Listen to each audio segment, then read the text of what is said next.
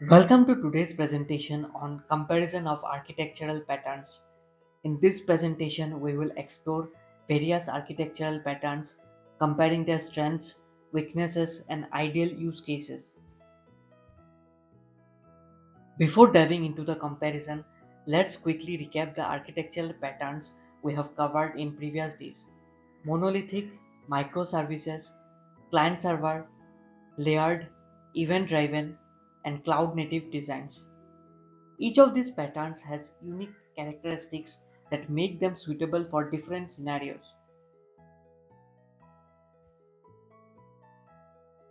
Here's a comparison matrix where we will look at various factors like scalability, de- deployment flexibility, fault tolerance, and the best scenarios for applying each pattern. This will give us a visual overview of how these architectures stack up against each other.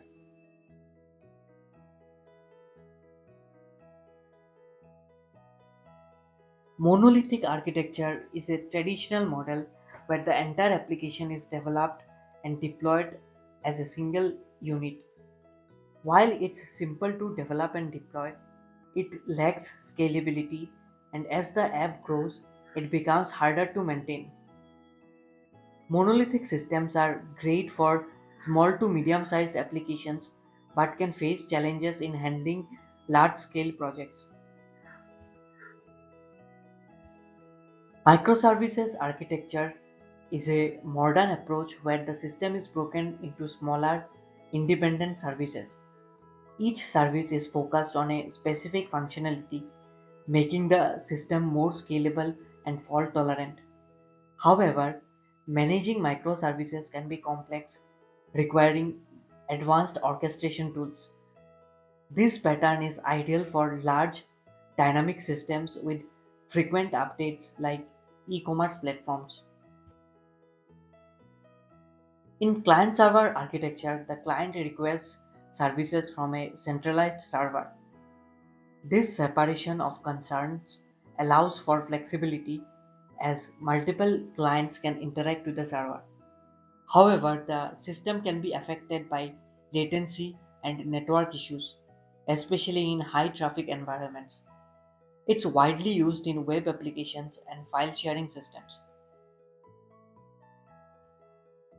Layered or entire architecture divides the system into distinct layers such as presentation, business logic, and data access. This modularity makes the system easy to maintain and extend. However, it introduces performance overhead and can increase complexity as more layers are added. This approach is commonly used in enterprise level applications. Event driven architecture is based on the idea of producing and consuming events. Systems react to changes in real time, making this pattern highly responsive.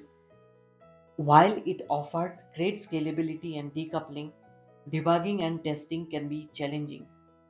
It's suitable for real time applications like stock trading platforms or IoT systems.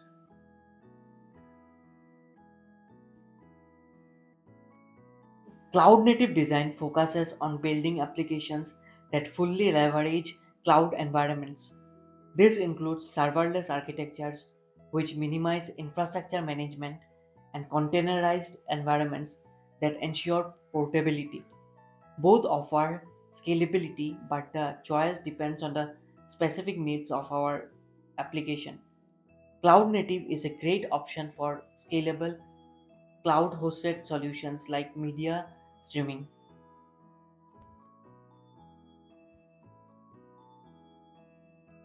Choosing the right architecture requires considering factors like the size and complexity of the application, the expertise of your team, scalability requirements, and budget.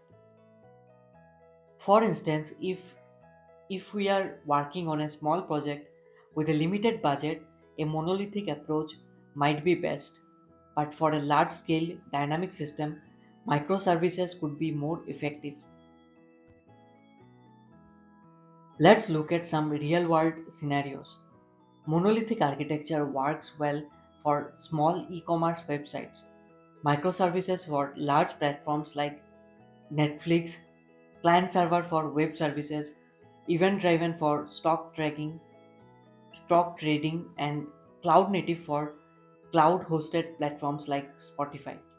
Understanding these use cases helps in making the right choice for our system. Now it's your turn. Analyze a given project requirement and decide which architectural pattern would be the most appropriate. Consider factors such as scalability, cost, and ease of deployment. Justify your decision based on what we have discussed today.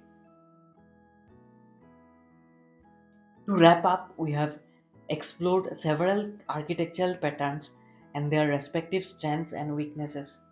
The takeaway here is that choosing the right architecture depends on the specific needs of your project, including scalability, complexity, and the skills of your development team.